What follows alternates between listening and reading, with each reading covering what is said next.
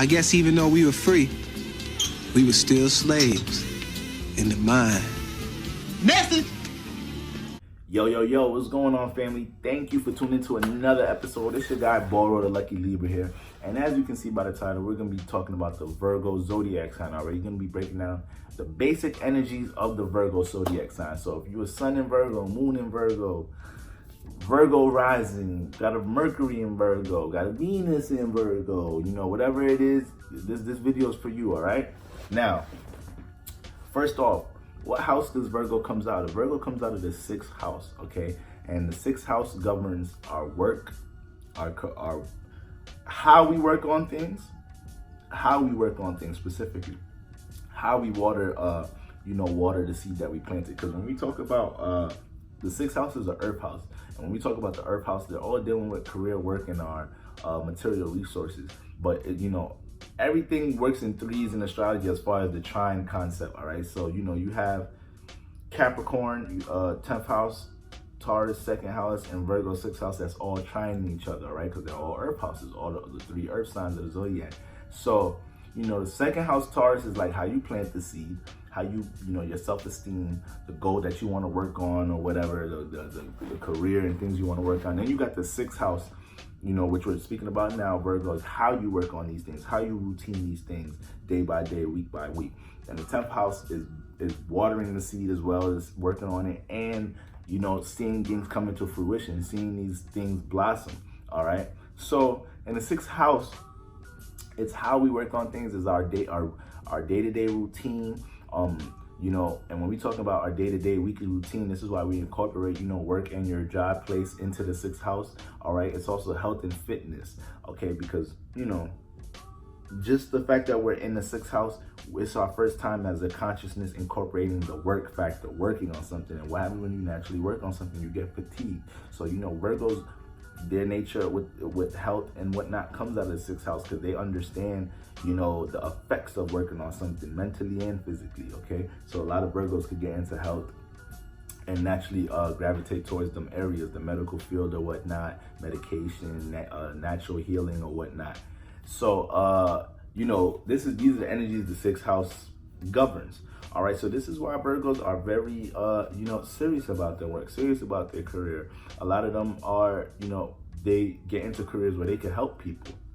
All right, which is like social workers, being in the medical field, or any different types of natural healing. Like that's a spot for a Virgo, for real. And they're gonna see that shit with detail because they're ruled by Mercury. Okay, and with this Mercury governing how we think and communicate.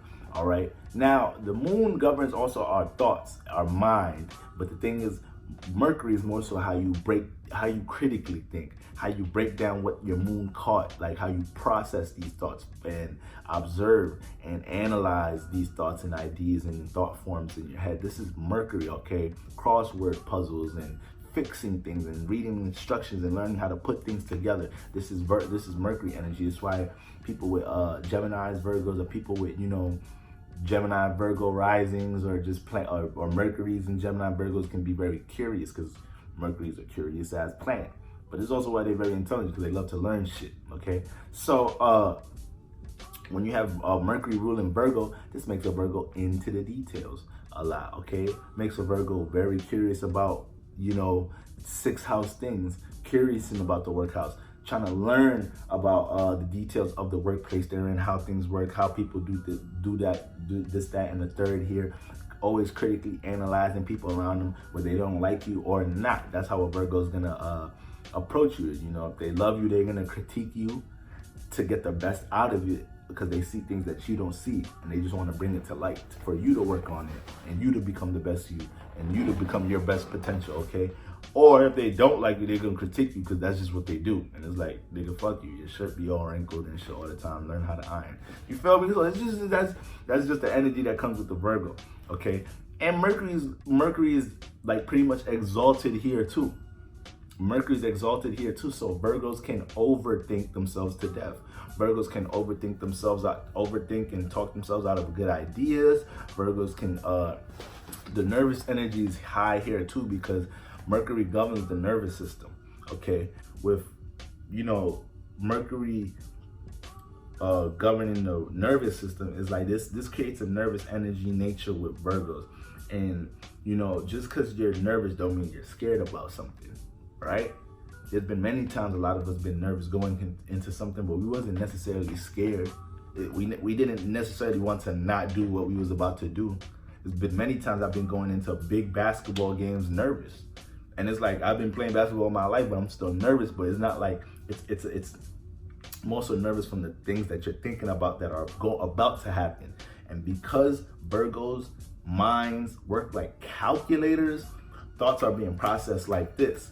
So a nervous energy is always gonna be around. Somebody new pops or whatever, you're gonna be super analyzing them up and down, then boom, boom, boom, boom, boom, boom, boom. Like this is just the energy of a Virgo. And like a Virgo mind is really deep. And Virgo and Gemini's minds work crazy. But I would say Virgo is more like the calculator, because not only Mercury is exalted here and home and exalted, is mutable Earth.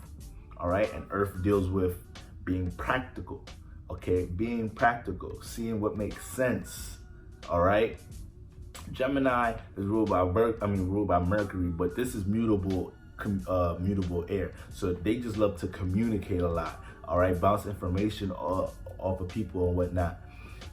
Virgos is not about communicating, you know, their thoughts and whatnot. It's about communicating on what makes sense and learning from others what makes sense, okay? Because we know mutable deals with being able to learn from yourself and others, all right? So because it's mutable Earth, Virgos will be able to adapt to other ways, adapt and be mutable to other people's ways of being practical and logical, all right? So if you present an idea or something to a Virgo, they're gonna see if it makes sense. Is this logical to me? All right, and this is really Earth sign energy, period, seeing what makes sense. But with Virgos, this energy is really heightened because Mercury's exalted here. So Mercury it loves to be here. It loves to be here. It's gonna overexhaust itself in thinking, communicating, trying to put things together mentally and whatnot. Okay, well, we had a little blackout here, but we're right back. So you know, that's definitely how it plays out because of the Mercury and it being mutable Earth. But with it being mutable Earth, this is why Virgos, you know, they're able to be adaptable to other people's ways of being practical and logical. So it's not so much that they're gonna critique you because they don't see because they see what's wrong with what you're presenting them. It's not just that, it's just that, like, all right, if we're gonna do this, let's just fine tune this as much as possible. Let's fine tune this idea as much as possible. Let's make the most sense out of this idea as much as possible. Let's see the details and break this thing down as much as possible before we go ahead and act on these things and apply, you know, this thing that we're working on or brainstorming on, okay? So that's all Virgo energy right now. Now Venus falls in Virgo. Okay, so what's Venus? Venus is how we love, connect, appreciate, value the input of others, compromise, where we find pleasures, where we also are supported. Venus supports. So with Venus falling in Virgo, this is why Virgos, you know, a lot of Virgos early in life go through experiences where they don't really experience affection from the home, from the family, or like, you know, early relationships may be rough. Early, like your first love as a Virgo may have really cut you deep, or you had to learn as like being a Virgo adult, maybe like in your older 20s, your late 20s, your 30s, you had to build you know, you had to heal from some early relationship trauma you went through in your teens or in college or some shit as a Virgo. You feel me? Because Venus is gonna place you in like experiences. So Venus fall here, and because Venus fall here, it's like, you know, remember Venus, when we say fall, Venus is like sleep. So when you're asleep, okay, like I said, you in the dream world, so you finding out you could do things that you never thought you could do and whatnot, okay? Or this energy is gonna be sleep. It is gonna be sleep, all right? Until you act on it and you realize that you could do things you never did before and shit. So with Venus being asleep here, it's like Virgos, yeah, they go through these experiences relationship-wise and whatnot, get their heart broken and learn from it and find better relationships and learn how to love. But at the same time, it's like, Virgo's got to be careful, because it's like, once you guys really find something that's real, that's true, you guys tend to like get a bit too attached and too clingy, because, you know, because of your previous experiences, you feel like, you know, you're real fortunate or lucky to be in this position or whatnot, and that could cause you to be a little bit too attached or do things crazy in the name of love, and because you not even understand how attached or clingy you're being. Okay, so it's like, you know, I'm a Libra. My first love, my first real like love, being in love, it was with a Virgo. So, you know, I understand this nature from a different perspective and whatnot. And just from the Virgos I know in my life and the things I know they deal with and it relating to others and whatnot. But like I said, there's a lot of wisdom to come out of it, because there's some Virgos that could teach you about relationships and how to give your heart or take care of your heart, and how much percentage to give to people because of the experiences they went through when they was younger, because Venus fall here. Okay. But you know, on the good side with Venus falling here, you know, Virgos, this is serious shit, but on the good side, a Virgo knowing it ain't the time for all that lovey-dovey shit. Like, it's work time. It's time to really disconnect from being so you know, whether intimate or like in our feelings or whatnot, and let's really see the details and be practical about some shit. They know how to cut off love and their pleasures. They know how to put refinement on their pleasures in order to get shit done. I tell you that much about Virgos with Venus falling here, because the Venus always bring an aspect of refinement, or Venus, like, wherever Venus is at, it shows where we could indulge into, where we could get addictions and get attachments, because it's what we find pleasure in. So Venus falling here, Virgos know how to put a fucking limit on something that brings them pleasure in order to be practical and get some real responsibility, some real work, some real shit done. Or hold the fuck back on eating all these fucking brownies and Oreos in order to take care of our health and let's get back in the gym. All right, so Virgos, naturally, that nature is gonna come to them with Venus falling there. All right. Yeah, and yeah, and Jupiter don't really fuck with, Virgo like that, because Jupiter is our experiences, spirituality, learning from our experiences, travel, philosophy, you know, seeing the meanings and reasonings and things, being faith-based, utilizing the energy of belief. It's not so much about facts and details and critically analyzing and observing. No, fuck all that. Jupiter ain't fucking with all that. So Jupiter don't really fuck with the flip house. So this can make a Virgo, you know, be like lack imagination and being faith-based.